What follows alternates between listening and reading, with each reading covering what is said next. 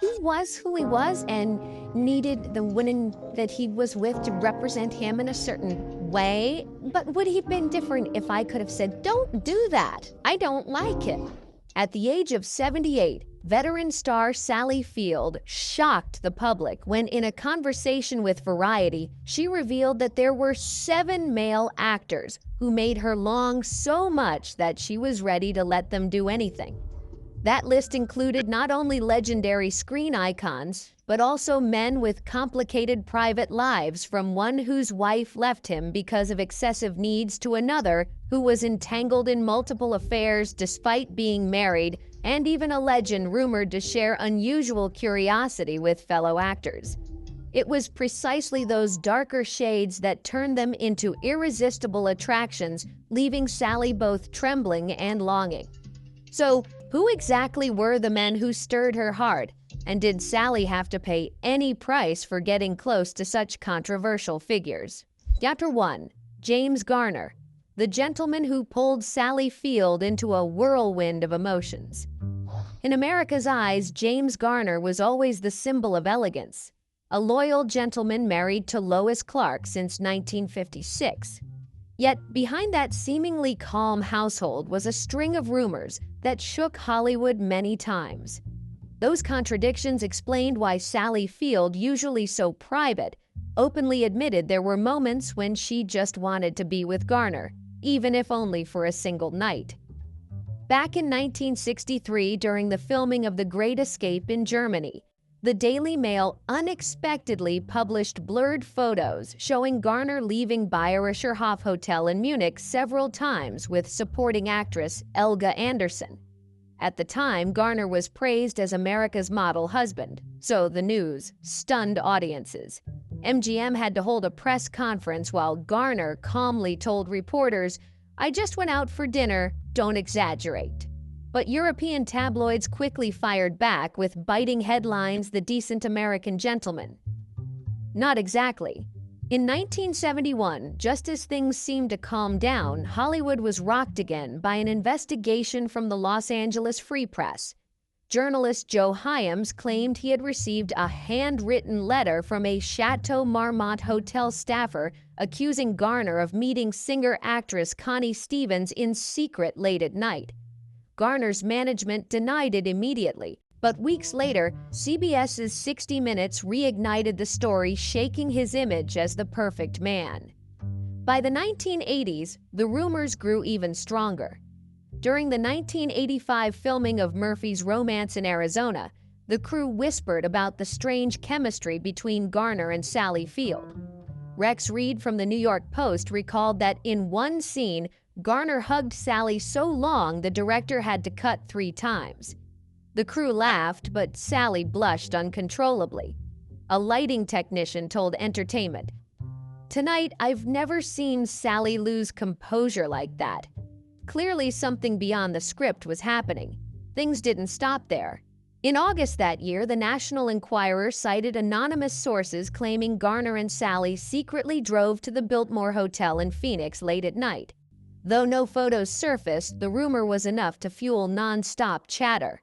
Some tabloids even ran blunt headlines, "Hollywood's kindest gentleman living a double life."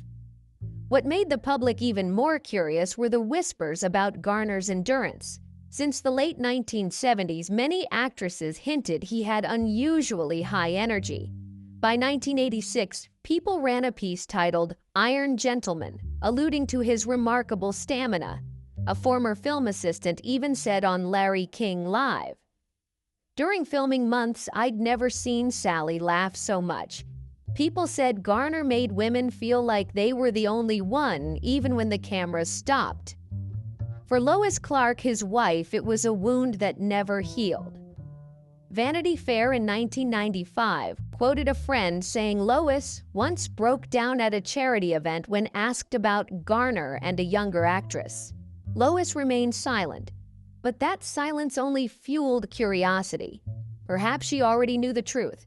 For Sally, all the sweetness, the quiet moments behind the scenes, and the daring rumors turned Garner into an irresistible temptation.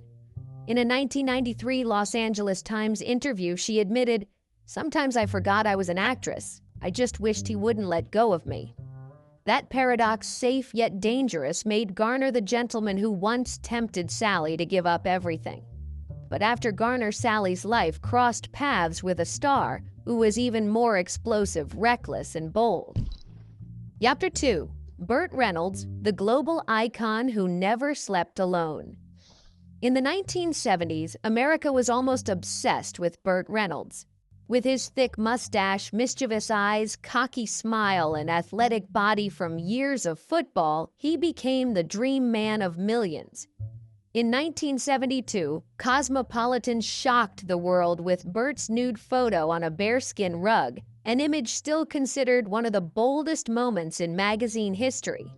After that, Burt constantly appeared in rankings of the sexiest men alive, becoming a cultural phenomenon. But with fame came countless romantic entanglements.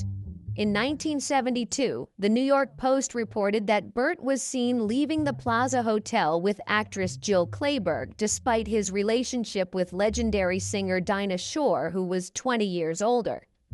Dinah chose silence, but the public soon gave Burt the nickname the man who never stays still. By the mid-70s, the Los Angeles Times even ran a series investigating Burt's complicated love life, listing names like Adrienne Barbeau, Tammy Wynette, Catherine Deneuve, and several European models. One journalist quipped Burt's list of girlfriends is as long as Beverly Hills' phone book. The peak came in 1981 when the National Enquirer published photos of Burt enjoying a yacht in Miami with 3 young models. Soon after, Dinah Shore left him, and Burt quickly went public with blonde star Lonnie Anderson. Their 1988 wedding was dubbed Hollywood's Royal Wedding, but only a few years later, the marriage collapsed in one of the most expensive divorces. In her lawsuit, Lonnie bitterly wrote Burt's needs were too much. No woman could endure for long. Amid all that chaos, Burt met Sally Field on the set of Smokey and the Bandit in 1977. From the first days, Burt was like wildfire, restless and uncontrollable. Sally later recalled in the Los Angeles Times, Burt had this habit of teasing me in front of the crew as if everything were a joke. Once he hugged me far longer than the script required, and the director had to yell "cut" 3 times. The crew laughed, and I blushed, unsure whether to be angry or laugh along. Rumors intensified when in 1978, Rex Reed from the New York Post wrote that he saw Burt and Sally leaving the Ritz-Carlton Atlanta early morning looking casual like a couple after a long night together. The article brought weeks of media pressure. When asked, Sally only said in the Los Angeles Times, "Burt made me laugh so much I forgot myself." Her evasiveness made people believe even more. A lesser-known detail, Burt once got jealous upon hearing rumors about Sally and James Garner during Murphy's romance. A close friend told Vanity Fair in 1990 he laughed it off publicly, but over whiskey, Burt said, "I don't want anyone touching Sally but me." Hollywood whispered that Reynolds had boundless energy. Playgirl ran a 1985 feature quoting an anonymous actress, "Burt wasn't like anyone else. He could keep going until you were exhausted and addicted." These stories, combined with his charisma, made him irresistible to any woman. Sally later admitted in a rare 1986 interview standing next to Burt, "I wasn't an actress anymore, just a woman. Sometimes I really wanted to try just to know if Burt in real life was as fiery as the rumors." That confession added fuel to the fire, cementing Burt as the man who could make Sally abandon her principles even for just one night. But after Burt's blazing fire, Sally encountered a completely different kind of man, calm, restrained, with eyes so deep they made her tremble. Chapter 3. Paul Newman.